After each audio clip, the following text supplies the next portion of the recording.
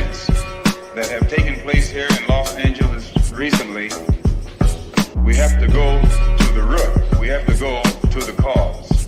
Dealing with the condition itself is not enough. Dear Mr. Massa, I'm just trying to mind my own business. What's the matter? It's just another day, another black king captured. I'm about to lose my brain, stuck inside this ghetto rapture. I got a lot of smoke. If you want it, you can have it. They want a hat trick, but this is black girl magic. Ain't talking about the kind that'll make you disappear, but I'm talking about the power of the melanin within. Ain't looking for trouble, but I'ma say this one time. I put two dukes up if you try to touch mine. We still want justice for Tamir and Trayvon. You say you don't see color, but racism ain't blind. They targeting little kids whose skin look just like mine. So I'm paranoid, it's a war zone outside. And I'm a black queen, so if you ask me to step out of my car, you gon' have to snatch me. Cause I ain't going no damn well. Had to spend my whole life living unfair.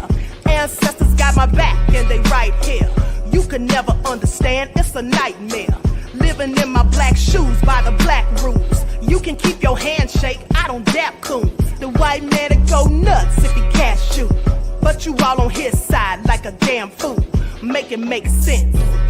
We are oppressed. Queen. We are exploited. We are downtrodden. Make it make Queen. We are sense. denied not only civil rights, but even human rights. Ahmadiyyah. So the only way we're going to get some of this Ahmadiyyah. oppression and exploitation Queen. away from us or aside from us is come together Queen. against the common enemy. Who taught you to hate the texture of your Ahmadiyyah. hair?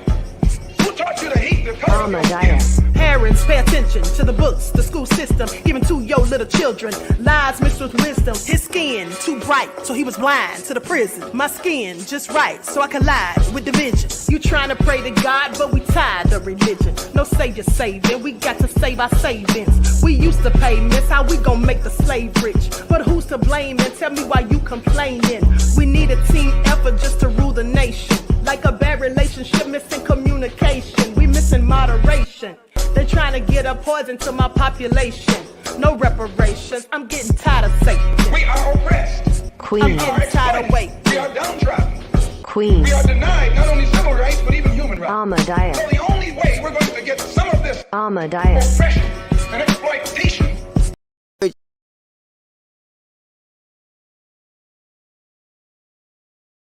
breaks my heart. My heart is heartbroken. So to help the victims of the hurricane, I'll be sending another $600 million to Ukraine.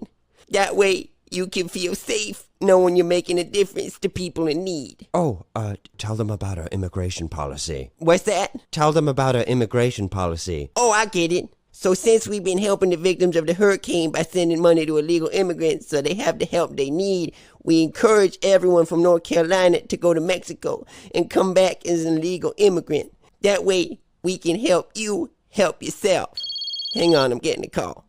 Hello? Hi, this is Iran. We heard you're trying to help the hurricane victims. Yes, I am. Well, we think that you can help them by sending money to us. Oh, that's a great idea. I sure do love helping those hurricane victims. Let me just ask you, are you in need? Yes. Okay, great. Then I hereby send you $1.2 billion in aid in order to help the victims of the hurricane. Oh, fantastic. Trust me, this will go a long way for the stranded people in North Carolina. I sure do love helping victims of the hurricane who just so happen to be victims of a hurricane. Hello, everyone. Grand Rising. Thanks for tuning back in once again to the original Queen Ahmadiyyah Shakur show. I'm your host, Queen Ahmadiyyah Shakur, and this is your morning wake-up call. So as you're coming in, please feel free to go ahead and subscribe to the channel if you haven't done so already. Be sure to click that notification bell and click the word all so you're notified each time the Queen Goddess goes live. Okay, so let's get into it. All right, hello, Claudette, Courtney J, Yvonne, DSB is in the house, Queen Sam, Juju B. All right, let's get it popping. April, Buckhorse DC, Sophie B, Desmond, Pearlie, Ma'at Egypt, above all the drama, Nita's in Mike's World, Deronda. Okay, so shout out to all my loyal royals and everyone tuning into the Queen. Let's get this party started. Everyone, please feel free to go ahead and hit that like button. Remember, it doesn't cost you a thing. All right. And so before we get started, let's have a word from our sponsor at 12 Tribes. Likes up, everyone, please, to like and share. Thank you in advance. Do not buy 12 Tribes on Earth hair growth oil and hair magic elixir unless you want super healthy, gorgeous hair that grows. They have a whole line of amazing hair growth products, including hair growth leave-in conditioner spray, hair growth shampoo, hair growth spray, and hair growth butter. I'm starting to sense a theme here. They include quality natural ingredients. They smell amazing, and you can see the results for yourself. So if you're looking for healthy hair growth for your natural or relaxed hair, try 12 Tribes on Earth today.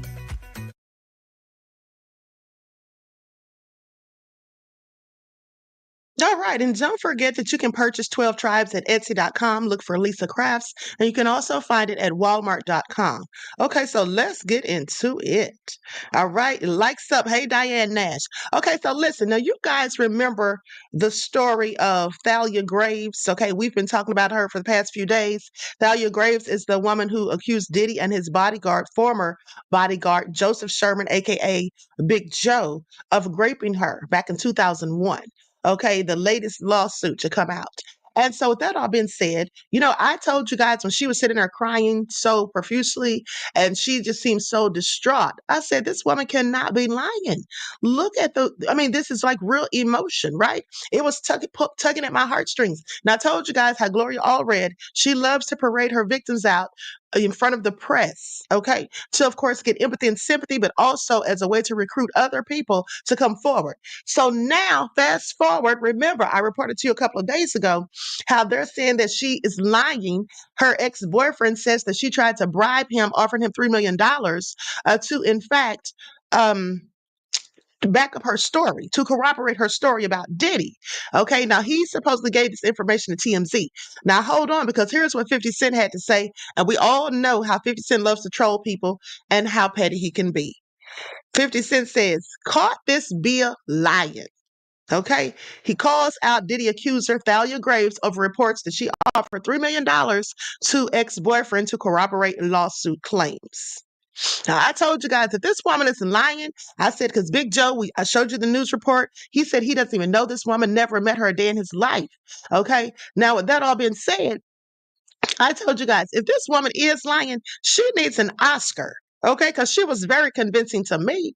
So here's what 50 said. On October the 9th, 2024, 50 Cent took to Instagram to share a screenshot stating TMZ had obtained a text exchange between one of Diddy's accusers, Thalia Graves, okay, and her ex-boyfriend. Now, the text exchange alleges that Thalia Graves offered her boyfriend 7 figures to corroborate the claims in her lawsuit, wherein she alleged that the last night rapper and his former bodyguard, Joseph Sherman, raped her. Okay, the caption of 50 Cent's past post saw him calling out Thalia Graves as he mentioned, this itch, said, caught this itch lying, LOL. Now, with that all being said, according to TMZ's report dated October the 8th of 2024, the November 2023 text exchange between Thalia Graves and her ex-boyfriend that she allegedly revealed she was planning to sue Diddy because he had money. Now that's what the text message said she was going to sue Diddy because he's the one with the money.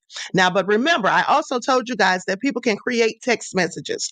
Okay, that being said, says Diddy gonna make bail this next court date. 50 Cent comments on the rapper getting bail in now deleted Instagram post. It says, in his interview with Enthusiast Reports, Lincoln Salazar, dated September 26th of 2024, 50 Cent talked about his upcoming documentary project called Diddy Do It, claiming that he did it. 50 Cent said that he was the only one who had been vocal about Diddy long before he was arrested. Well, that's true. He was the first one, I do believe. Now, 50 Cent also commented on the rapper's white parties that are coming to light after his arrest. He mentioned that he didn't go to the parties and didn't participate in them either. Okay, he said that a lot of the celebrity culture wasn't commenting on the rapper's arrest and allegations against him because they participated to a degree. Now, however, on October the 8th of 2024, 50 Cent took to Instagram and shared his perspective on the Finna Get Loose rapper's possibility of getting released on bond, which has now been deleted. Now, after his arrest on September the 16th of 2024, the rapper was placed at the Metropolitan Detention Center in Brooklyn, and his bail requests have been declined by 2 judges so far. Now, in his now deleted Instagram post, 50 Cent mentioned that he believes the rapper might get out on bail and stated, Diddy gonna make bail his next court date. So all this ish y'all been saying, keep that same energy. Don't you even try to take that post down. Okay. And so, however, on the same day, people reported news of Diddy's attorneys filing his bail for the third time. Now, the rapper's lawyer, Alexander A.E. Shapiro, and that should be Alexandra Shapiro. Okay. Anyway, filed paperwork with the U.S. Court of Appeals for the Second Circuit requesting for the rapper to be released till his case gets to court. But of course, we now know that that was all denied in fact, and that he's going to be sitting there until his trial date. Now, I said all that to say this 50 Cent and many other people have been going in on Thalia Graves. I was starting to wonder myself after seeing the text messages, was she in fact, hold on. Why does this not let me sign in here? Oh my God, here we go. Okay, hold on, guys. I'm trying to do something at the same time as I'm talking. And so anyway, basically, I started thinking, now, is she lying or telling the truth? Because these text messages, but then again, like I said, people can create text messages. And so now come to find out this woman was not lying. She was not lying, and there are receipts to prove it. Now, I don't have those receipts, but I'll tell you who does. Shout out to Make It Make Sense, aka Mims. He has the receipts. Okay, he posted them 2 days ago. All right, with that all being said, he has proof and receipts that this woman is not lying. And I find it interesting because TMZ said that they had the same receipts that Mims has. And so if they have the same receipts that Mims has, then they should know that the woman isn't lying. So why are they trying to portray this as if she is? Why aren't they saying what the text messages say? Now, you all can go watch Mims' video. He posted, like I said, 2 days ago. His channel is Make It Make Sense. He has inside information. Okay. He gets inside information sometimes. And so basically, and his receipts are valid. Okay. Not speculation. But with that all being said, he posted the text messages where the boyfriend, I want you all to pay attention because remember, when I read the lawsuit about Thalia, if you remember, everything was very specific. That's why I'm like, how could this woman be lying? How could this woman have made all of this up? Because it was very detailed. If you remember, she said that Joseph Sherman came to pick her up. Okay, to take her to Diddy, saying that Diddy wanted to speak to her about her boyfriend who was working for Diddy at the time. You guys remember that? One's in the chat if you remember that. I don't want to have to pull back up the lawsuit. Okay, I don't want to have to go back through that and look for the pages and all of that. But you should remember that she said he came and picked her up, wanted to take her to Diddy because they were supposed to, and he took her to the Daddy's House studio, I do believe, and said that he needed to talk to her about her boyfriend. So you guys remember, okay, great. Says that he wanted to talk to her about her boyfriend and his role with Diddy's company. Okay, but when she got there, Diddy offered her a drink. And she didn't want to be rude, so she went ahead and drank the drink. And then she started feeling really lightheaded or whatever, like she could barely stand and all of this. And long story short, she said that they raped her from the front and the back. Now, she also said that when she came to, her hands were tied. Remember, she was bound. Okay, and raped according to her. And she said that her feet were dangling from, above the floor. She was over a table or something like that, and her feet were dangling because she's very small and petite. She's only like 4'11" or something like that. Okay, so anyway, she said that when she spoke to her boyfriend or someone took her to the hospital, but she didn't get out of the car or something like that. And then when she spoke to her boyfriend, he told her not to report it because he was concerned about his job. Now, if you all remember, I told you guys then, I said, what kind of man is he? He's more concerned about his job than taking her to report this. And also, I said, why would he even want to still work for Diddy after hearing something like this? So then fast forward, her boyfriend, ex-boyfriend, told her after Cassie's lawsuit was filed, this same ex-boyfriend came and told her, in fact, that Diddy had recorded the incident and showed it to him and others. Okay, so you all remember that. Now, pay attention, because if the boyfriend is the one who initially told her that Diddy had the video, which is what made her decide to sue him, because she's like, that's one of the worst things you can do to a woman. And so that same boyfriend is the one that's now saying that she offered him $3 million to corroborate her story. But by him saying it that way, the way TMZ reported it, it implied that he's saying that she's lying, that she's trying to bribe him to lie for her.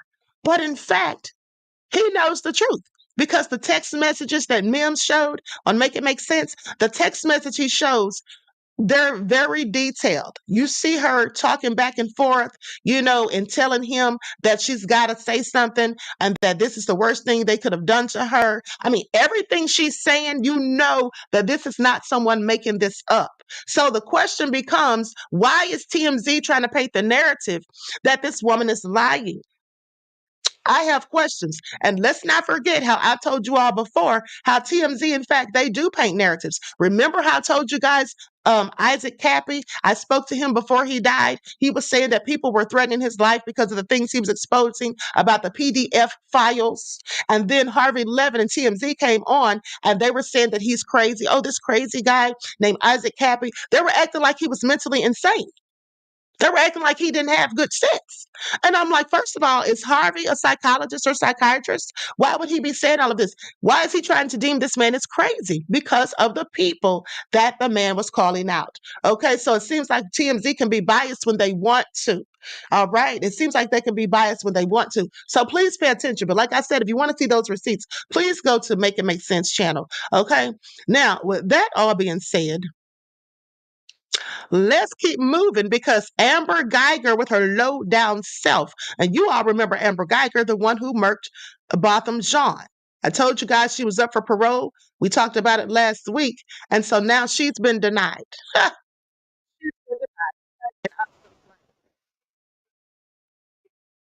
How Botham Jean's family, the brother specifically was giving her hugs and all that in court. The judge, Tammy the Mammy Kemp, was hugging all over her and everything, gave her a Bible, like she was just some saint. Not like she just murked this man and took his life for no good reason. Okay, and then lied and said it was an accident because she was lying. Now, y'all do know that, right? The end of the day, she knew that wasn't her damn house. How do you mistake your own apartment and get off on the wrong floor? You don't see the scenery looks different. You mean to tell me that every hallway on every floor of that apartment building looks exactly the same and she didn't notice that big bright red doormat that he had in front of his door? Of course she did. Okay, then the key witness, in fact, turns up dead. Please pay attention. Okay, so I'm going to go to the report. Lights up, everyone, please like and share. Thank you in advance. Back now to our top story. We have learned that Amber Guyger will stay in prison, at least for now. Yeah, the family of Botham Jean tells us that she was denied parole on Thursday. Now, Guyger was sentenced to 10 years for murdering Botham Jean in his apartment. She was a Dallas police officer at the time of that shooting. Trevor Zohaki joins us now live in studio. And Trevor, this outcome, it's really a startling one. Tell us more about it. Yeah, that's right, Madison and Carmen. When I spoke with Allison John, Botham's mother, she told me Guyger caused her family a lot of pain and said she felt like the 10-year sentence Guyger received for killing Botham was not nearly long enough. Guyger has spent 5 years behind bars so far. She was convicted and sentenced in 2019. She appealed that conviction, but lost her appeal 2 years ago. The former Dallas police officer said she confused Botham's apartment for her own, mistook him for an intruder, and shot him while she was off duty, so her body camera was not recording. She was up for parole a couple weeks ago on what would have been Botham's 33rd birthday. Botham's family has been pushing for her to stay behind bars. I believe that 10 years, that the sentence which she received was almost a slap on the wrist for the crime which she committed and the pain that she has caused my family ever since we lost both of them. A lawyer I spoke with said he didn't expect Guyger to get parole this time around since most people don't get parole on their first try, especially violent offenders. Guyger will be up for parole again in 2 years, at which point she'll have 3 years left in her sentence. Madison, Carmen. Okay. Trevor Zohaki, thank you so much. And if you ask me, she has a whole lot of nerve, okay, trying to appeal it like she didn't do anything wrong, okay? Please miss me with it. 10 years, okay? That was nothing but a slap on the wrist, okay? 10 years, and she's not even going to do all of them. Please pay attention because she'll get the next parole. Yeah, she certainly will. I'm pretty sure of it. Okay, so now with that all being said, hold on. Before we get into further information about Kabami and Trump, these two clowns, so let me share the screen so I can show my video that I did yesterday for those who missed the information. Likes up, everyone. Please like and share. Thank you in advance. Hello, everyone. I'm Dr. Ahmadiyyah Shakur. Diddy had his day in court again today, trying to get bail. But at the end of the day, it was denied once again. And I'm not surprised. So let's get into it. Have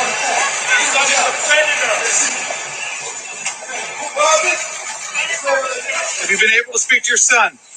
What did you say to him when you visited him in court? Is he doing well?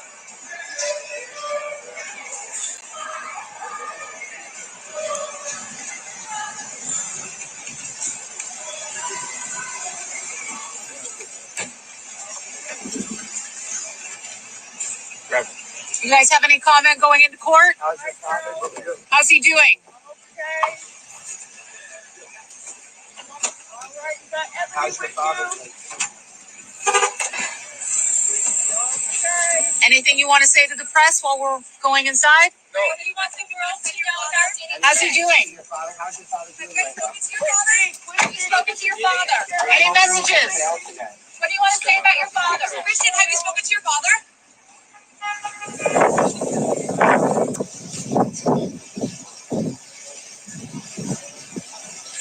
How are you feeling today? As you can see, that was his mother, Janice Combs, his sons, Justin and Christian, as well as his daughters, Delilah, Jesse, and Chance, coming to see him at the hearing. Now, they say that Diddy was smiling and he seemed to be in a good mood once he saw his family. But of course, I'm sure that all dissipated once he realized that he wasn't going to be granted bail. Please pay attention. Diddy and his attorneys accused the feds of leaking the video footage of him and Cassie to the media. Now, of course, the feds denied all of this and said they didn't leak any evidence to the media. And at the end of the day, if Diddy and his attorneys really thought this, why didn't they say something months ago when the video footage first came out?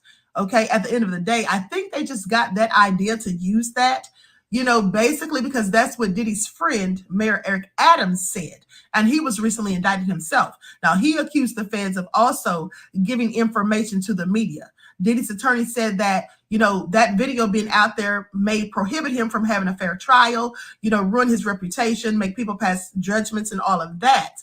But at the end of the day, the truth of the matter is, had he not done that in the first place, there'd be nothing for people to judge him on. Okay, please pay attention. Diddy's attorney, Mark Agnifilo, was in a TMZ documentary, The Downfall of Diddy, The Indictment, where he stated that he believes that the feds are just bringing charges against Diddy because of his skin tone. Now, the feds hit back and said they're not racist, and that had absolutely nothing to do with it, which I find interesting because all of these people that came out and sued him, all of the myriad of allegations and the trouble that Diddy's been in before, I'm sorry, they don't have to target him because of his skin tone at the end of the day. That makes no sense. And it seems to me as though Diddy is just not trying to take any accountability for any of his nefarious actions. And all he seems to be doing is making a myriad of excuses and pointing the fingers of blame and shame at everyone other than himself. Diddy's attorney also stated that the feds couldn't nail Diddy on his taxes or anything to do with his business empire. So then they started poking around in his bedroom. Okay, please make that make sense. They just got up one day and said, okay, listen, we're going to start snooping around his bedroom and hopefully we'll find over 1,000 bottles of baby oil. Is that what they said? Okay, this is also nefarious. Please pay attention. Now, his attorneys also requested a gag order just so they could stop the feds from leaking any further evidence, of which they said they never did in the first place, mind you. But nonetheless, the judge denied it and also denied that bail and set a trial date for May the 5th of 2025, Cinco de Mayo. And Diddy's going to have to sit there and suffer the consequences of his nefarious actions until then. Okay, so the bottom line is, rather than sitting here trying to point the finger of blame at everyone else, Diddy should be asking his attorney, Mark Agnifilo, why is he in a documentary about the downfall of Diddy? I'm sorry, that doesn't make any sense to me. It sounds like a clout chase is all I'm saying. But hey, what do I know?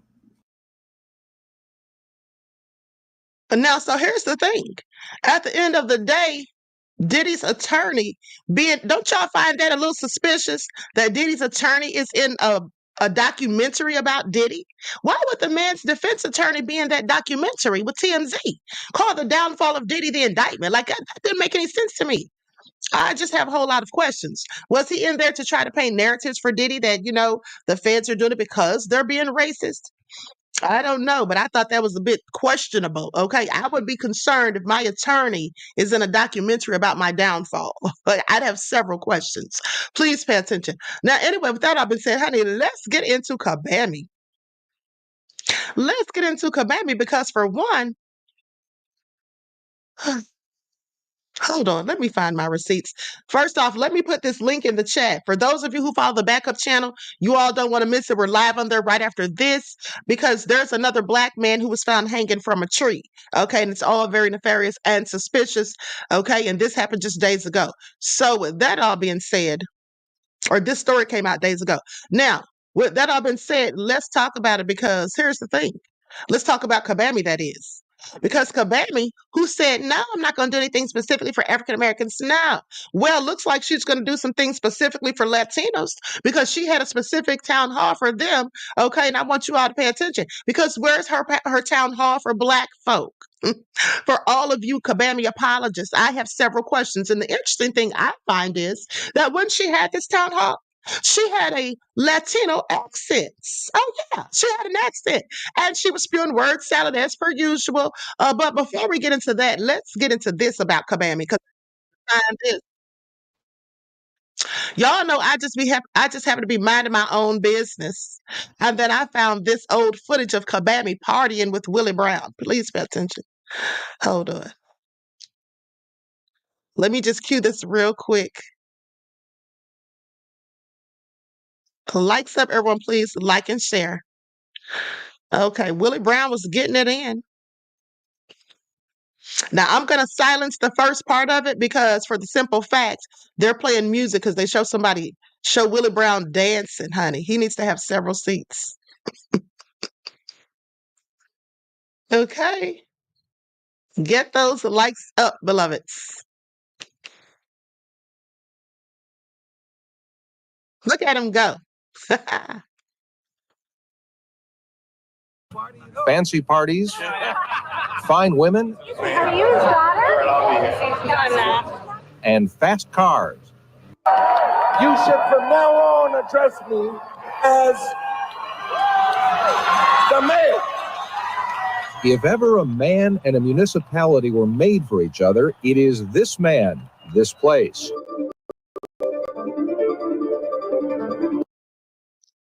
Hold on, let me stop right there. Did you guys hear the news reporter ask Kabami if that was her father?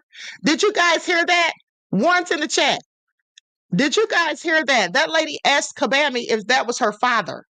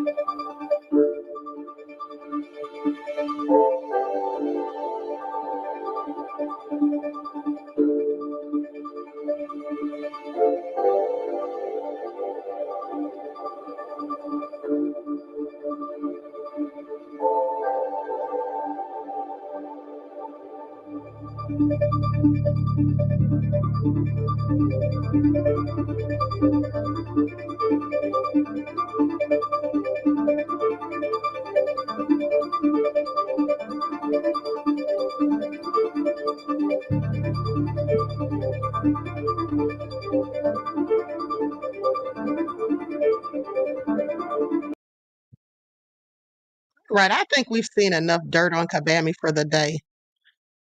Now, with that all being said, let's get into it because, like I said, she was talking to the Latinas. Now, I'm going to show you two people that asked her questions, the first two people, and what her response was. Okay, so likes up, everyone, please like and share. Thank you in advance. Here we go.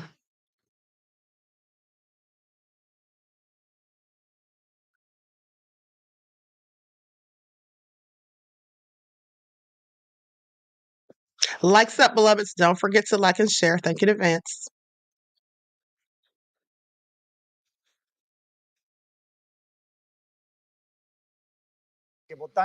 Or in undecided Latin voters selected by an independent company and gathered here by Noticias Televisión will be asking questions of the Democratic candidate to the presidency, Vice President Kamala Harris.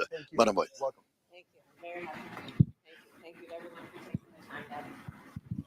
Particularly this week when we're facing a national emergency. So, well, let me start by Enrique. Thank you, and Univision and everyone who was here for this conversation. Let me grab a microphone. I'm sorry they didn't mic you. We'll fix it quickly. Thank you. Thank you, ma'am.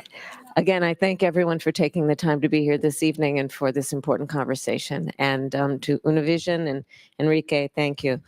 You mentioned the hurricanes. I'll start by speaking to all of the people who are living in the Southeast corridor who have been so devastated by Hurricane Helene, Milton, and I cannot stress enough the work that we have been doing around the clock to make sure that the federal resources are on the ground in partnership with state and local leaders to do the work of giving people the relief they need so immediately, plus a commitment to helping people in the long term.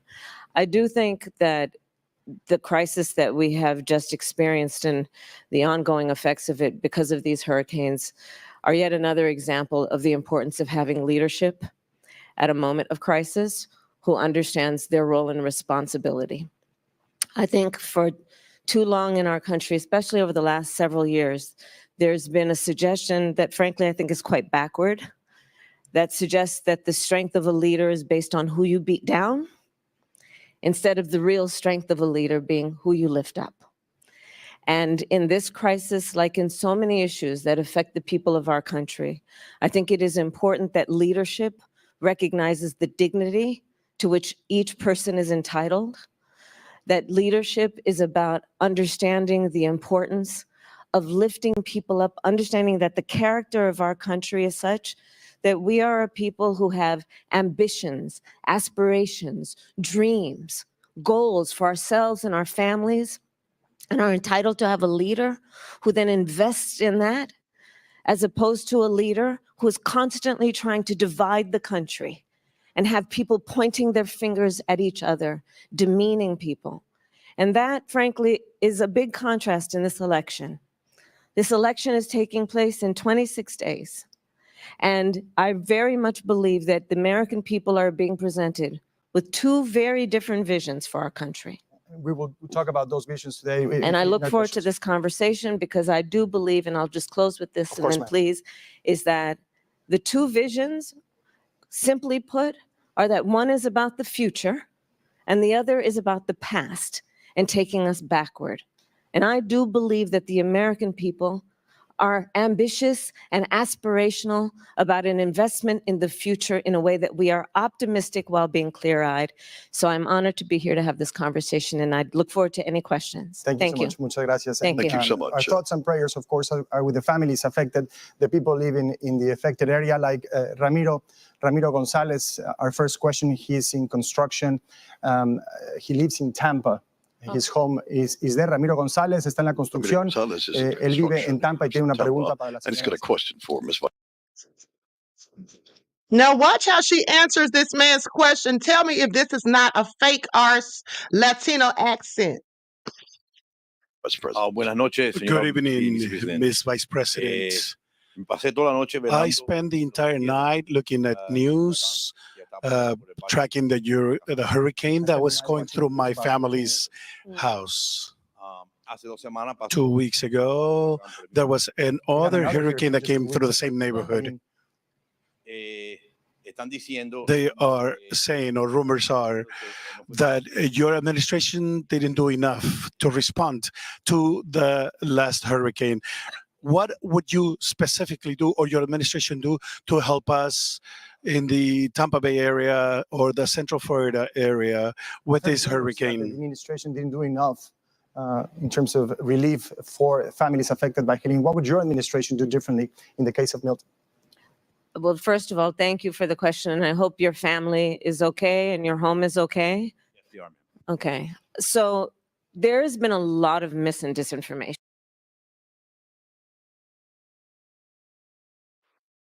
Did you guys hear that? I hope your family is okay and your family is okay. I hope your home is okay and your family is okay. I know you guys heard that fake Latino accent. Please pay attention. This is all nefarious. About what we have been doing over the last 2 weeks and what we are going to do going forward. And I have to stress that this is not a time for people to play politics. You know, I started my career as a prosecutor. And when I worked doing that job of my goal of keeping people safe, I never asked a witness or a victim of crime, are you a Republican? Are you a Democrat? The only question I ever asked is, are you okay? And sadly, we have seen over the last 2 weeks since Hurricane Helene, and now in the immediate aftermath of. You guys let me know when she literally answers the man's darn question. The man was asking her about her administration not doing enough for the victims. If she becomes president, what would she do differently? Now, just listen to the word salad she's spewing. This doesn't have anything to do with his question. Okay, please make it all make sense. Of Milton, where people are playing political games, suggesting that resources and support is only going to certain people based on a political agenda. And this is just not accurate. I have been working over the course of the last couple of years, not even couple of years, my whole career, but couple of weeks with people on the ground in Georgia, in North Carolina, in Florida, in the Southeast corridor, Republicans, Democrats, to work in getting relief that is about bringing FEMA resources on the ground, reminding people that they are entitled to relief. Don't listen to anyone who says that you're not entitled. Doing the work. I was just on a secure meeting today with the president, with the Secretary of Defense, with the chairman of the Joint Chiefs, with the head of the Coast Guard, with the general representing NORTHCOM, talking about how the federal, state, and local governments are working together for the benefit of the people on the ground. Another piece of work that I've been doing, it's based on my years of being an attorney general in California, is telling those corporations and those companies that during crisis and emergencies, jack up prices, and I've seen it happen before, that we're watching them, and at a moment of desperation for these individuals and families, whether it be to be able to get temporary shelter at a hotel, for gas prices, for even airline tickets, that we'll be watching if they're jacking up prices to make sure there'll be serious consequence. And that's the kind of work I will do going forward. I have spent my career, the vast majority of my career, concerning myself with the safety and well-being of people. And I promise you, and I pledge to you as president, I will continue to do that. You have a right to know that your government and its leaders are putting you first and not themselves. Thank you, Madam President. Thank you. Thank you. Gracias, Ramiro. That man knows darn well she did not answer his question. Okay, and the last little bit that she said basically is saying that she's going to do the same thing. Okay, this is all so crazy. Hold on. Let me put a comment up on the board. Oh, sorry, that's the wrong one. Hold on, where did that comment go? Likes up, everyone, please like and share. Here it is. She speaks soft to them. We black people need to demand more from these people. Exactly. But she's always talking about, doing stuff for other people, but she couldn't do anything specifically for us. Okay, please pay attention. And then she was so rude about it. Thank you, Our next Ramiro. question is over here. Yvette Castillo, she lives here in Vegas. Nuestra siguiente pregunta es Yvette Castillo next de Las question Vegas. is Yvette She Castillo wants from to Las share a Vegas. personal story, Madam Vice President. Hi. Buenas noches, vicepresidenta. Good evening, Harris. Madam Vice Usted y President yo Harris. tenemos algo en común. You and I have something in common. We both lost. Now, watch how she answers this question. She's really going to put it on thick, okay? But she's really not answering the question, just more word salad with ranch dressing. Please pay attention. Our mother, Oh, and I'm an American citizen, born to Mexican parents. They were here before I was even born. They worked their whole lives. But with the way immigration laws change over time, I was only able to help my dad get his legal status squared away, but not my mom's. My mom passed away just 6 weeks ago. Oh, I'm so sorry. And she was never, ever able to get the type of care and service that she needed or deserved. Sorry. Take your time. Take your time. So my question for you is, what are your plans, or do you have plans to support that subgroup of immigrants who have been here their whole lives, or most of them, and have to live and die in the shadows? I'm so sorry for you. Thank you. You must remember your mother as she lived. Mm-hmm. I have enough of a feeling about your strength that it probably comes from her to know she would want you to remember her as she lived and not as she died, okay? Mm-hmm. So let's take it one step at a time. Mm-hmm. Your parents were here for years, it sounds like. Mm-hmm.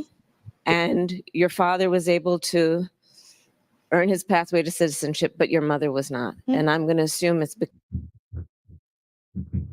Now she's going to repeat everything the lady just literally told her.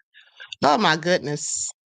because part of the problem is that we do have a broken immigration system, including it being the case that even though when we were elected in 2020, and the first bill we offered Congress, before we did the bipartisan infrastructure bill, before we did the work on gun safety, before we did the work on investing in chips and science, the first bill we offered within hours of taking the oath was a bill to fix the immigration system, including creating a comprehensive earned pathway to citizenship for hardworking people. And it was not taken up. And now we look at a situation where people are suffering. The reality is that in terms of having access to health care, had your mother been able to gain citizenship, she would have been entitled to health care that may have alleviated her suffering and yours. And this is one example of the fact that there are real people who are suffering because of an inability to put solutions in front of politics. I mean, an example of this on immigration policy is that as it relates to what we need to do to strengthen our border. A bipartisan group of members of Congress, including one of the most conservative members of the United States Senate, came together. Now she's about to go in on Trump because she can't do any speaking anywhere ever without, when someone asking her a question, at least without one of the questions being answered with her going in on Trump. But she says that Trump's always going in on her. She's like, oh, we don't have to throw insults, so we don't have to drag people down. But she does the exact same thing. Both of them get on my nerves. With one of the strongest border security bills we've had in decades. And it included 1,500 more border agents to go to the border to help those hardworking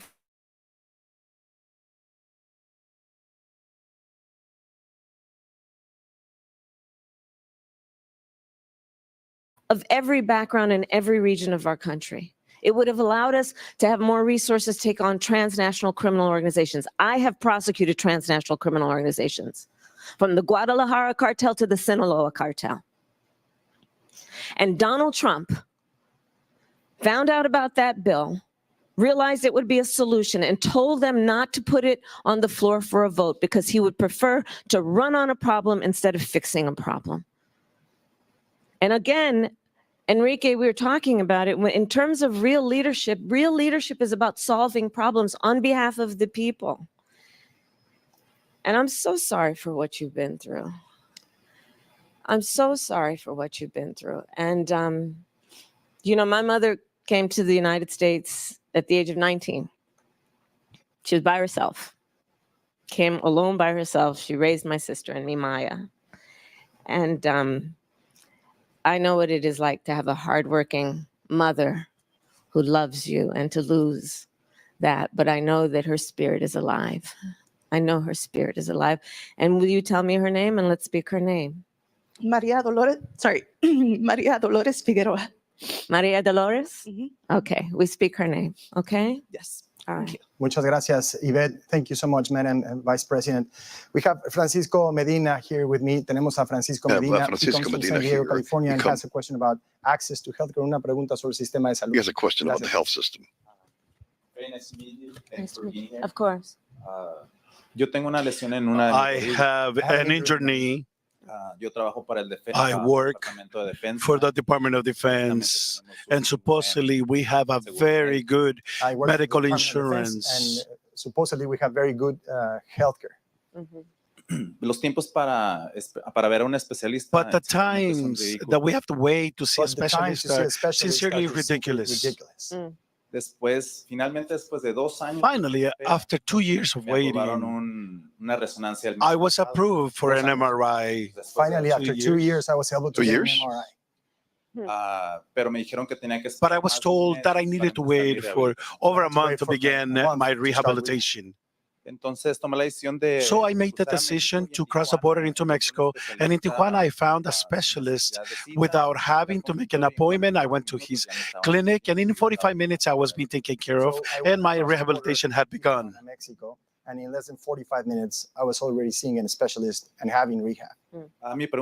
My question to you is, what is your plan to improve the medical system? So, I hope you're feeling better now. I'm sorry it took so long for you to get the support you needed. I firmly and deeply believe that access to health care is a right and should be a right and not just a privilege of those who can afford it or have access to it easily. It should be something that we make accessible to all people. Again, it gets back to my earlier point. It's about the dignity of people and about the importance of doing what we can as leaders to alleviate suffering, right? You know, when I say earlier about what I think is backwards in terms of this thinking that it's a sign of strength to beat people down, part of the backward nature of those kinds of thinking is to suggest that empathy, right, is somehow a weakness. Empathy, meaning to have some level of care and concern about the suffering of other people and then do something to lift that up. A lot of the work that I've done over the years, including as vice president now for almost 4 years, has been to address what we need to do to strengthen our healthcare system, whether it be what we do to strengthen the Affordable Care Act, to make sure more people have coverage, to what we have done, which is we finally have capped the cost of insulin, for example, at $35 a month. I don't know if this is interactive enough. If I can ask anyone, raise your hand if you have a family member with diabetes, right? And seniors, and what Latinos are 70% more likely to be diagnosed with diabetes. And so when we cap the cost of insulin at $35 a month, what that means is it's the story I hear constantly, including recently from a woman here in Las Vegas, which is finally her mother can afford to fill her prescription for insulin instead of trying to make it last for a longer period of time, even though that's going to lead to her health condition worsening. The work we have done has been about capping the cost of prescription medication for seniors at $2,000. My intention as President of the United States is to now make that available not just for seniors, but for everyone. The work that we must do is about understanding healthcare is a right and should not just be a privilege of those who have access to it. Again, this is an election. That's why we're here, because we have an election. Okay, Kabami, I've heard enough for you right now. Y'all need to pay attention, okay? I mean, it takes her forever. Bobo said she sounds like a used car salesman. She really does, okay? I mean, she's just running game at this point. Okay, she's running game. And for those of you who missed it, I talked about it yesterday on the backup channel where her not when her teleprompter went out. What was it that she was doing? Just spewing more word salad as per usual. Okay, sit there looking all crazy. And at the end of the day, I showed a clip of all of the times she just doesn't know what to say and just continuously says the same thing over and over. Also, I showed when she was at a briefing for the hurricane and she literally had that earpiece in again, the same earpiece that she used during the debate with Trump. Now, she had it in her ear and she's sitting there putting her hands over her mouth so the people can't see what she's saying. And you literally hear her telling the person who's in her ear that they're on a live broadcast. Okay, she says it twice. Okay, so please pay attention. This woman can't do anything by herself. She has to have earpieces and all of that for people to tell her what to say. And right after she said to the person, this is a live broadcast, then she proceeds to ask a question, which clearly the person was telling her what to ask. Okay, this is all crazy. All right, you can't make this up. Now let's talk about Barack Obama because he's out here on the campaign trail with Kabami and trying to make black folk feel bad if you don't vote for her. Okay, likes up, everyone, please like and share. And so let's get into it. I'm going to share my screen. Okay, here we go.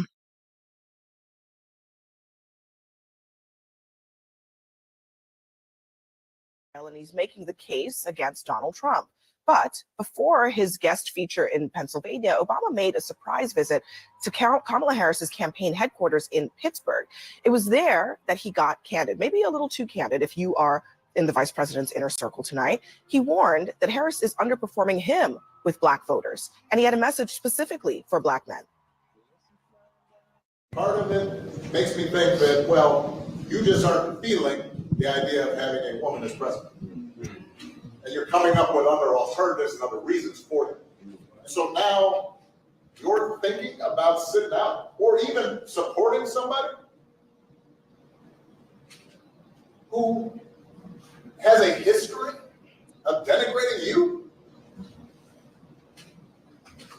because you think that's a sign of strength, because that's what being a man is, putting women down. That's not acceptable. CNN political commentator Errol Lewis is in our fifth seat for this conversation. Errol, I guess he knew the cameras were there. It was an unscheduled stop, but that message was so pointed. In addition to him making it very clear, Kamala Harris is not doing what she needs to do with this core Democratic constituency. That's right. Although he is asking her, let's be clear, to go over a very high hurdle.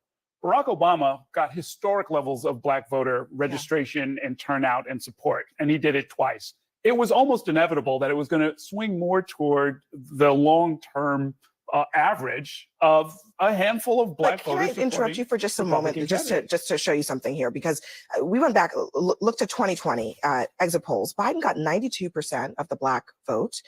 Right now, according to Quinnipiac, this is in Pennsylvania, according to Quinnipiac, Harris is at 78. It's a big gap in this state right now. And that can be closed because Biden is not Barack Obama. Biden is not, well, he was Obama's running mate. Certainly some spillover there. But you cannot ask of every black candidate in the post-Obama era, you've got to come up with 92% of the black vote every time. That is just not a reasonable assumption. If the margins are as tight as they're likely to be in this race, that's going to cause you problems in Pittsburgh, and in Philadelphia, and in Detroit, and in Milwaukee, and in Atlanta, and in all of the swing states. And so they're going to have to come up with a strategy. Now, Barack Obama is trying one strategy, trying to sort of connect with some of the black male voters who they think have been drifting away and are likely to drift away in these last 26 days. I'm not sure that's the right message. I mean, they have to try something. It's a lot of pressure. I mean, this is not a a nice message. This is a very stern message. Let me ask you a question, Abby and Nina. Let me say, I find it very interesting that we're trying to reach out to white men. We're trying to reach out to black men. The people whose rights are really on the ballot right now are women.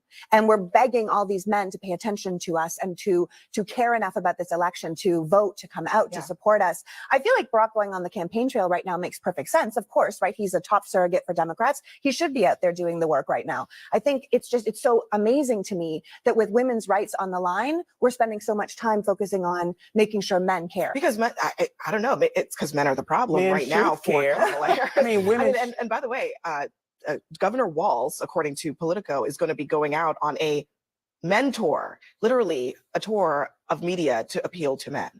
They need to appeal to the needs of the voters. And so when I was a delegate for President Obama in both of his elections in Ohio, right now the vice president is down 11 points in Ohio, even though I fully expect President Trump to take Ohio as he did twice, but to be down 11 points compared to President Biden, that is a problem. But this other issue I want to bring up is a problem too. Why are black men being lectured to?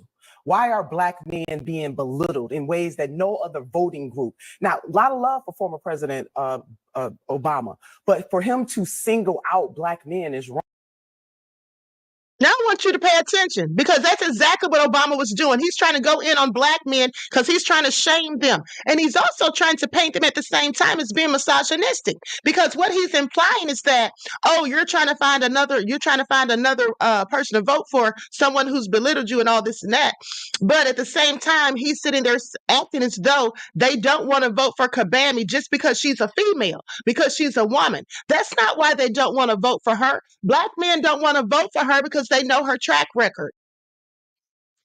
They don't want to vote for her because they know her track record. Okay? That's what that is at the end of the day. And Obama sitting up there trying to scold them as if he's their darn father. Okay, that's not going to do him any favors. And another thing is this. This is what the Democrats always do to black people. You all have seen it. Remember Biden, if you don't vote for me, you ain't black. The Democrats act like we owe it to them to vote for them only, always and forever. And that when we don't, or it seems as if we're not going in the direction they want us to go, they want to start pointing a finger in our faces and trying to go in on us, trying to shame and belittle us and talk down to us, okay, in condescending tones. This is what they do. This just goes to prove that the Democrats don't do anything for us, but yet feel as though we are supposed to do something for them. How is it that you're sitting up here, Kabami Harris, running for president, but you're having a town hall with no one but Latinos there? But you don't have the audacity to have, one for us. Somebody said, where's the one for black people? Did we miss it? She didn't have one. And she's not going to have one because she already said she's not doing anything specifically for black people. So don't expect her to have a town hall just for us. No, she's out here courting the Latino voters. Okay? And look how she was talking to them and being so empathetic. Have you seen her talk to black people like that ever? So at the end of the day, she's full of crap. And this woman's dead on the money when she's going in about Barack talking to black men. Why are they the ones being singled out? Why is it that everybody thinks that black people are supposed to come and save them when they need help, when they need votes, when they need somebody to fight for their causes? Have you all noticed this? It's a common thing among everybody that hates on us. These same people always want us to come and stand up and fight for them and their rights. It's just like all the Karens came out when they were going to repeal Roe versus Wade. And they were all on TikTok talking about, oh, black women, we know that we don't fight for your causes. We know we don't stand with you. But please, this is all about women's reproductive rights. And then asking black women to stand up. Okay, it's the same thing when the wars are going on. They always want black people to take a side and be on their side. And if not, we get scolded like we're children. Okay, please. Our people need to wake up. But let's continue. Is wrong. And some of the black men that I have talked to have their reasons why they want to vote a different way. And even if some of us may not like that, we have to respect it. So unless President Barack Obama is going to go out and lecture every other group of men from other identity groups, my message for Democrats is don't bring it here to black men who by and large don't vote much differently from black women. And why? as a politician, we should be trying to get all voters to vote. And hopefully there are a few good men out there who do care about the stripping away of some of women's bodily autonomy. But this is wrong for President Obama. It is a wrong course for the Harris-Walz campaign to lay at the feet of Black men when they have their reasons. In 2020, the vice president was labeled a cop, as we know. But do you think, sorry to interrupt you, Nina, but do you think he's right that one of the reasons is because they don't like the idea of a It might woman be some in the White listen, House? Black men are socialized in the same society as any other man. So yes, is misogyny may be a part of it, but again, is President Obama and is the Harris-Walz campaign going to lecture other male groups in the same way that they're lecturing This is Black not just men? about, I don't think so. it's not just about Pennsylvania. It's not just about men. It sounds like there's a concern that there's a broad problem for Vice President Harris with the blue wall. It's basically, according to the poll of polls, no clear leader, a tied. Now, you can tell that other Black woman didn't like it when the sister was going in about no Obama. Okay, she didn't like it one bit. She tried to save and say, oh, well, do you think it's true about what he said? Yeah, that lady checked it real good, and I'm glad she did. Now, Maurice, who is a Black man, says Black men are saying that no Obama did nothing for us. Exactly. He didn't do anything for Black women either. Let us not forget. And why the hell does Obama or no Obama think we should be listening to him or that Black men should be listening to his stupid self? He's the same person who got up there and gave the police the blue alert law when they were murdering Black people at traffic stops at a higher rate than normal because his dumb self was in office. Did he forget about that? Because there was so much rampant racism in this country just because he made it to the White House and people were upset. Okay, and Black people were getting murked at a traffic stop every other week, practically. And then he gives the police a blue alert law, but did he give anything, a hate crime bill or anything for Black people? No, he did not. So why does he think Black men are going to listen to him? No, Obama, go sit down somewhere, or better yet, go find your boyfriend Bob and go get on that boat and go on another 30-day trip with him like you did right after you left office. Who goes on a trip with a whole man but not your wife after you leave the White House? I have questions, but let's continue. Race essentially in all three of these battleground states. You know, I don't know that this is because Trump has run a great campaign, but I mean, I don't think it's that. I mean, maybe he has, maybe he hasn't, but he has struggled against Kamala Harris in this early stage, but he's still kept this race pretty tight and maybe has made some inroads in the last couple of weeks. Oh, absolutely, he has. Vice President Harris's high watermark was about a week and a half after the convention. It's slowly been trickling down. That Quinnipiac poll showing the vice president down in Michigan and Wisconsin sent alarm bells throughout every Democrat office in the country. But I want to say this, the blue wall is cracking and Black men are just one part of a broader puzzle that she hasn't been able to reach. Now, to her credit, she hasn't been running for very long. This campaign's new. This is a new experiment of replacing somebody late in the cycle. So, okay, we'll give her that. However, she's struggling with union voters. The two of the biggest unions ever didn't endorse her. She's struggling with Muslim Americans in Michigan, according to CARE's own numbers. Yeah, she is struggling with both of those groups. And here's my question. Since she's struggling with both of those groups, how come Obama isn't going to point the finger of blame and check them? How come he's not going to the union workers and going in on them? Okay, about them wanting to vote and support Trump. How come he's not doing anything about that? I have a whole lot of questions. Okay, why isn't he going to the Muslims and going in on them? But no, he wants to go in on Black men like Obama. Sit down somewhere. The only reason we all voted for an Obama in the first place is because he was Black. That's honest. Okay, most Black people voted for an Obama just because he was Black, and we were all so excited. Now, me, like I told you guys, I knew the history of him. Okay, I knew Obama's history because I have been studying and researching him since he was a senator. And also, when I found out he was the first Black man to become the president of the Harvard Law Review, which when I was in college is where I got a majority of my research from. Okay, and listening to getting the reports from Justice Anton Scalia, who's now deceased. But with that all being said, honey, Barack needs to sit down somewhere because that same old show that that he played, that same old game that he played and pandered to us, okay, when he ran, well, we voted for him. We sure did. A lot of us fell for it, and we saw where it got us, which was absolutely nowhere. So we're not going to fall for that dog and pony trick again. At least the ones of us who are awakened aren't. Okay, so please pay attention. And Maurice, thank you for your contribution to the channel, your words, your insight into the topic, beloved. Peace, love, and blessings. Okay, so let's move on at the end of the day. These people need to sit down somewhere. All right. That lady was so mad because that other woman was checking about what Barack Obama was saying. All right. And so let's continue. Likes up, everyone, please like and share.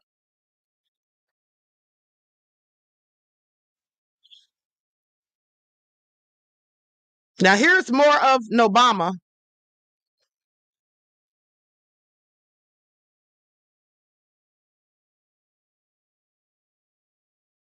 Donald Trump's plan is to do what he did last time, which was give another massive tax cut to billionaires and big corporations. And the reason some people think, well, I don't know, I remember that economy when he first came in being pretty good. Yeah, it was pretty good because it was my economy.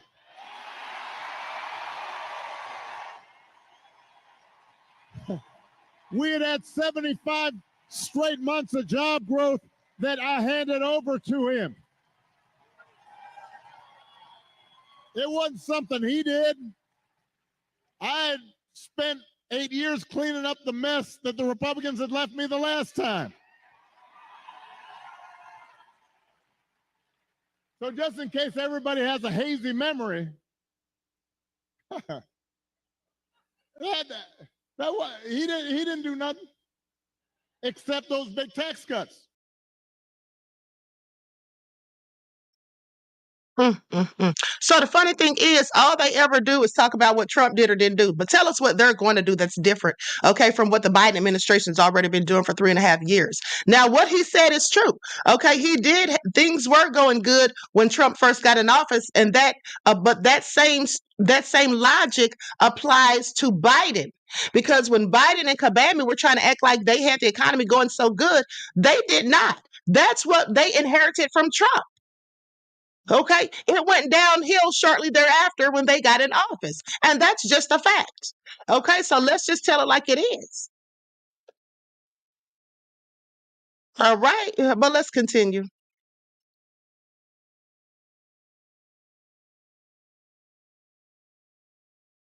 And before I continue, I will say a few words about Hurricane Milton, which has cut a path of devastation across Florida and follows closely, of course, on the heels of the damage caused by Hurricane Helene to communities across the Southeast. I know, as you do, that our heart goes out to everyone who has been impacted by these storms. Our administration has mobilized thousands of federal personnel across the region to work hand in hand with local and state officials to give folks the help they need. I have spoken with state, local officials, both Republican and Democrat, to let them know we will be with you every step of the way as you recover and rebuild. That is who we are. That is who we are.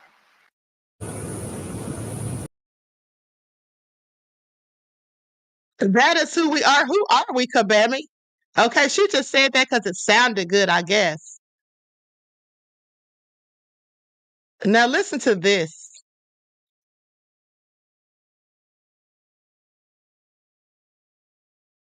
Here we go.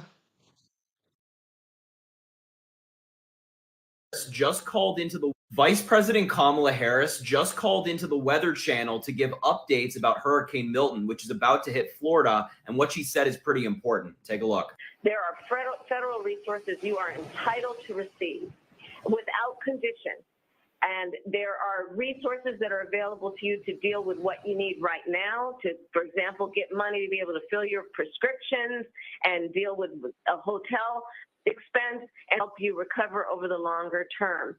The other point I would make is this, and I've done this work in my career. Sadly, there are some folks who during the moment of a crisis will be very predatory and start jacking up prices like gasoline or hotels or airlines to take advantage of the desperation people are experiencing.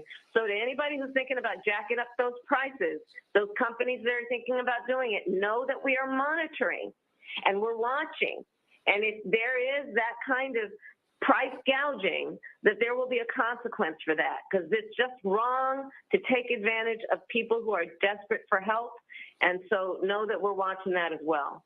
Yeah, so first and foremost, really thankful for VP Harris and all these other government officials who are working around the clock to provide accurate information to the people. That's great. But second of all, this is what a leader sounds like. You know, Donald Trump's out there campaigning right now, lying about Hurricane Milton, Hurricane Helene, and the federal response, whereas Kamala Harris is meeting people where they're at to give them the most reliable information possible. And she's holding companies accountable who might exploit this tragedy to make a couple bucks.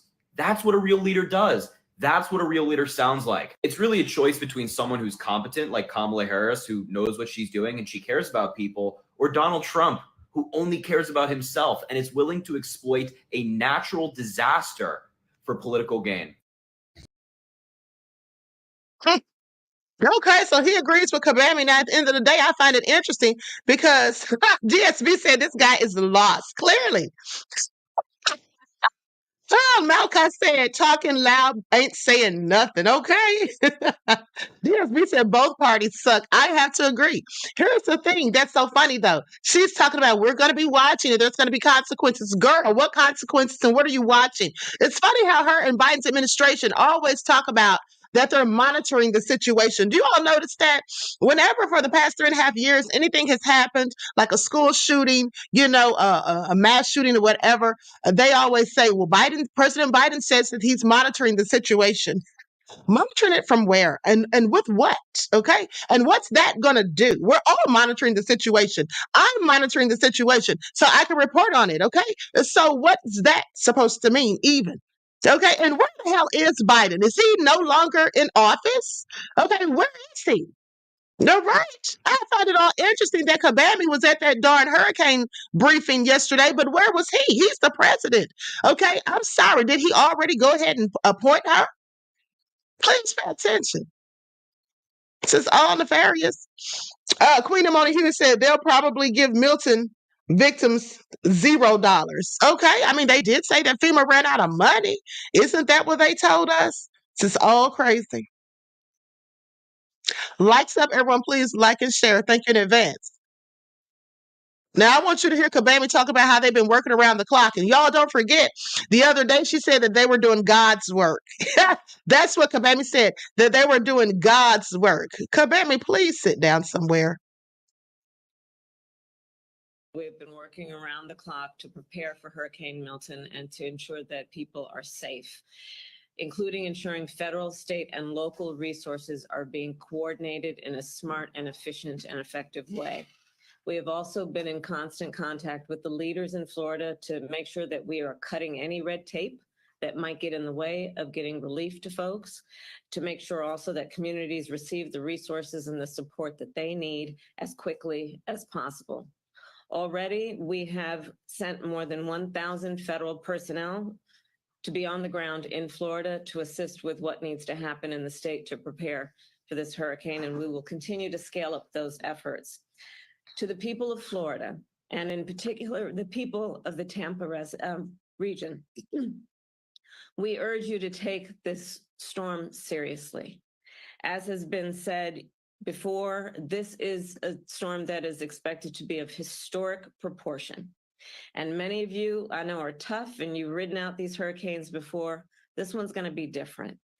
And so we ask you that by every measure, understand it's going to be more dangerous, more deadly, and more catastrophic. So please listen to your local officials. They know what they're talking about. They know what they're doing. And if you are told to evacuate, please evacuate immediately.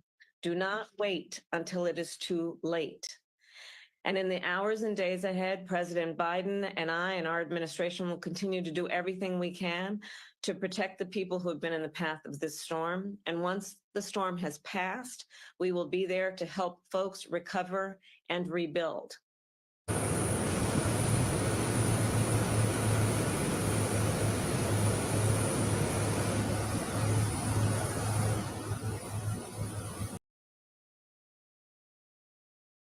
Now she's sitting there telling people what to do like she's so conservative. This is the same woman who said that people don't save for this kind of emergency. The problem is some people can't save. Okay? Some people don't have the wherewithal to save. All right. So anyway, let's get into it because this lady did a video. Now, I'm not going to show her entire video because she was going in and using very foul language. So I'm likely not going to play the whole thing. But likes up, everyone. Please like and share. Thank you in advance. Okay, here we go. Folks don't save for these kinds of emergencies, and when they You done lost your mind. I see now that you ain't got the good sense that God gave you. Cause what do you expect us to save when we paying all the damn bills? Trying to make it off this little ass income. You don't get no assistance. And on top of that, this food has giraffe pussy. Like, for you to get on here and say that, like, I really want to know, why would you say that on the news during a time like this when people are in a crisis? You feel me? That was the wrong shit to say. Sometimes I literally have to check my damn bank account to make sure I got enough money to buy tissue and ground beef, bitch. Like, if you ain't never struggled like that, you wouldn't understand how hard it is to save a dollar. You working an honest job. You ain't out here finessing the system. You don't get no assistance. You're paying your mortgage, paying your car note, insurance, buying this high-ass food, taking care of your children, having to put gas in the car. If something happened to the car, you got to get that fixed. So ain't no damn savings account.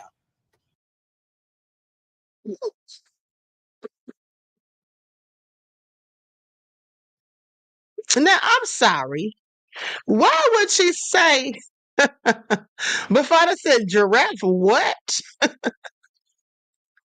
Okay, so my thing is, why would she say that? And they don't save for emergencies like this. Some people don't have the money to save. They're already struggling and barely making ends meet. To me, that was a very that just wasn't a good thing for her to say. Okay, that was very condescending as far as I'm concerned. At the end of the day, people do the best they can. So that just wasn't empathetic, in my opinion. All right. So, like some, everyone, please like and share. With that all being said, but let's continue. Okay. Let's continue. Now, let's go to Trump. Let's go to Trump because Trump was talking about he's out here threatening to abandon the NATO allies. But before we get to that, let's listen to Kabami because they asked her. They basically asked Kabami to name 3 virtues that Trump has. If she can name 3 virtues that Trump has. Okay, so let's get into it. Likes up, everyone. Please like and share. Okay, here we go. Gonna share my screen.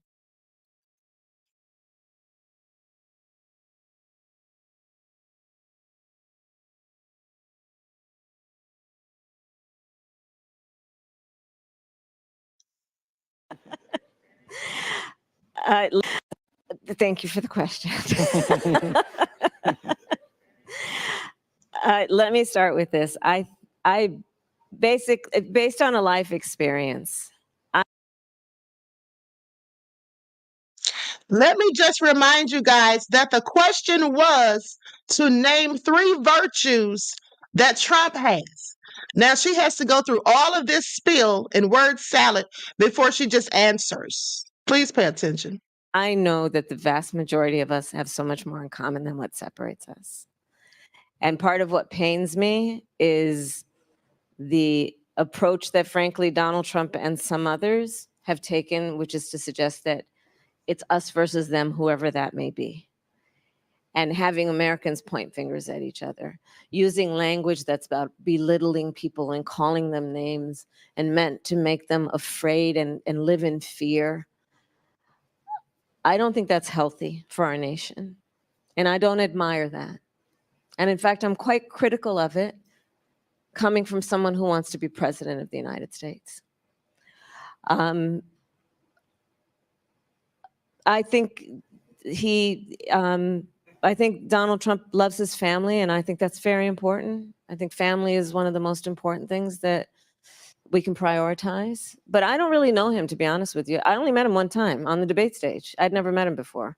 So I don't really have much more to offer you.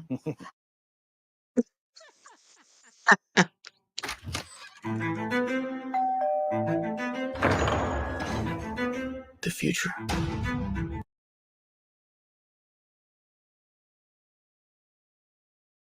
I'm waiting for this to cue, beloveds, because I want you all to hear what Trump had to say.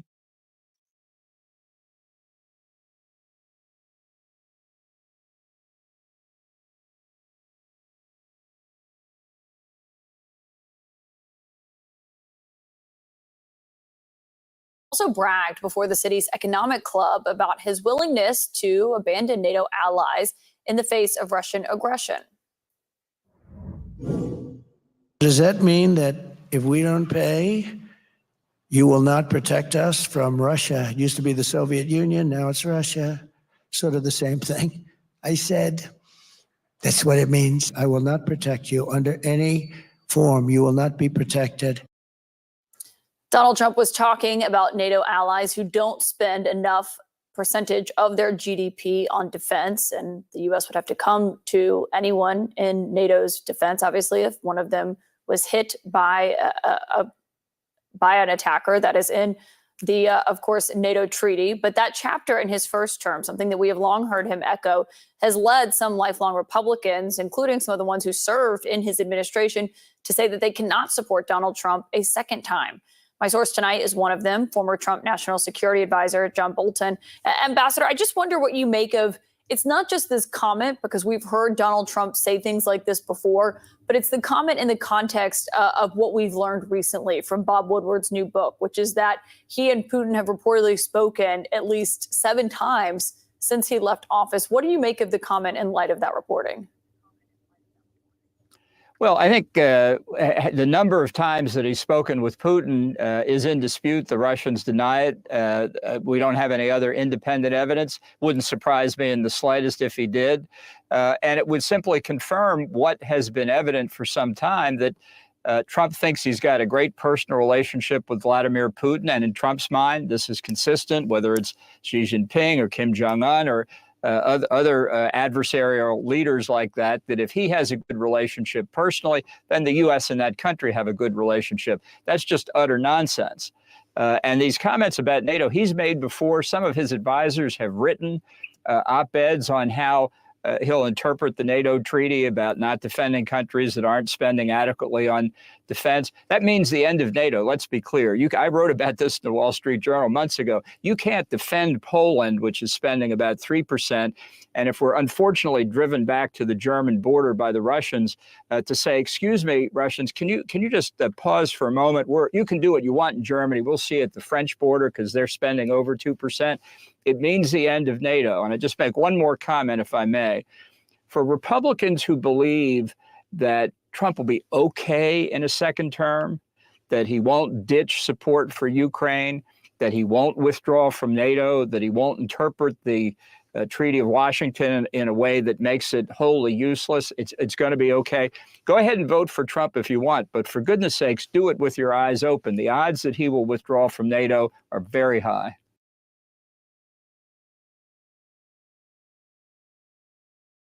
All right. So what do you all have to say about it? I find it all interesting. At the end of the day, let's not forget the Democrats, basically they don't like Putin. They don't like Russia. They love Ukraine. But what's funny to me is Ukraine is full of wanton supremacists. Okay? Ukraine's full of wanton supremacists, and Putin's no colonizer. But it's funny how this country, the West, they never really like these leaders who do anything for Black people. Okay? We already know about Putin's history with Africa. All right. We know how Fidel Castro was helping people like Malcolm and all of that. But this country doesn't like those sorts of leaders. That's what they don't like. And I want you all to pay attention.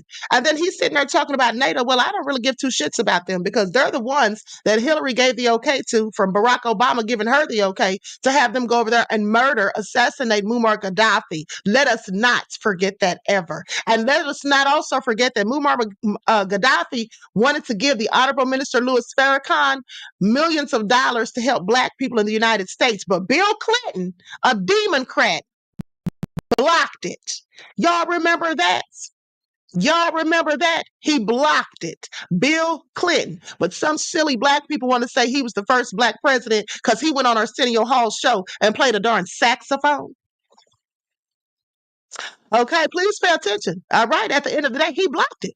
So Bill Clinton, a Democrat, didn't want Black folk to get that money. They didn't want the Honorable Minister Louis Farrakhan to get that money from Muammar Gaddafi.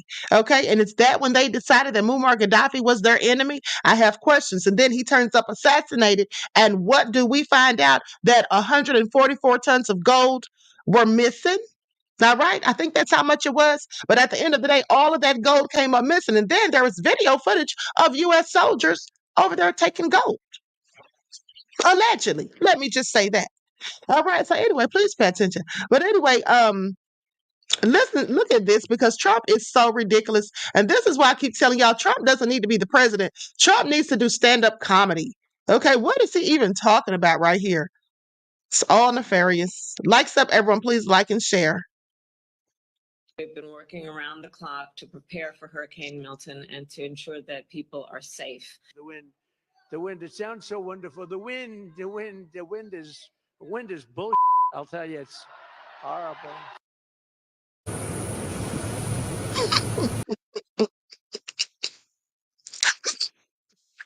What was he talking about with the wind, honey? He needs to sit down somewhere. Hold on. Let me cue this next video. Likes up, everyone. Please like and share. Now, while I'm waiting for this to cue, let's have another word from my sponsor at 12 Tribes. Thank you in advance. Do not buy 12 Tribes on Earth hair growth oil and hair magic elixir unless you want super healthy, gorgeous hair that grows.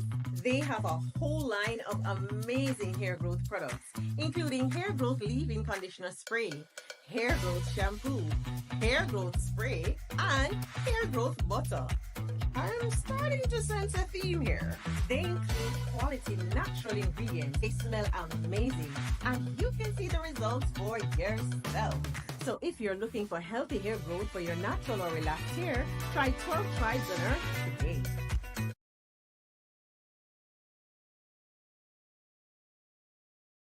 Okay, and don't forget that you can purchase your 12 Tribes at Etsy.com. Look for Lisa Crafts. And also you can purchase it at Walmart.com. Okay, now let's get into it because they said that Trump, Haberman says that Trump insulted the people of Detroit. Okay, so I'm going to share my screen. Likes up, everyone. Please like and share. Thank you in advance.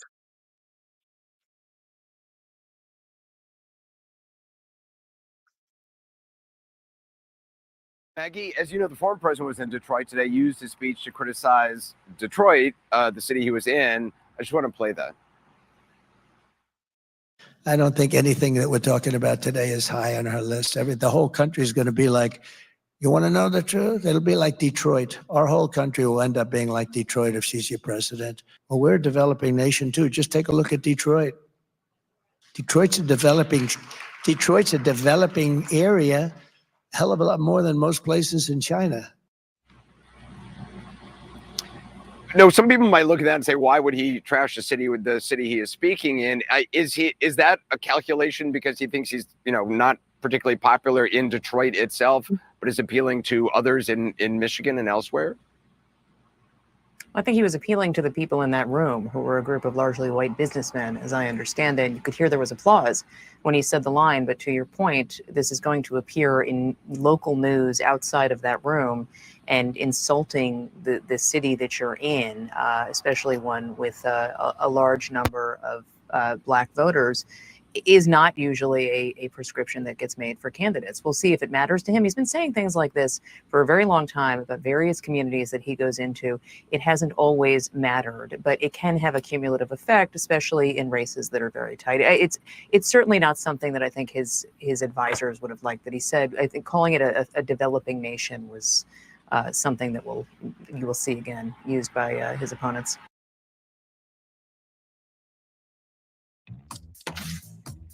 When you start a new business,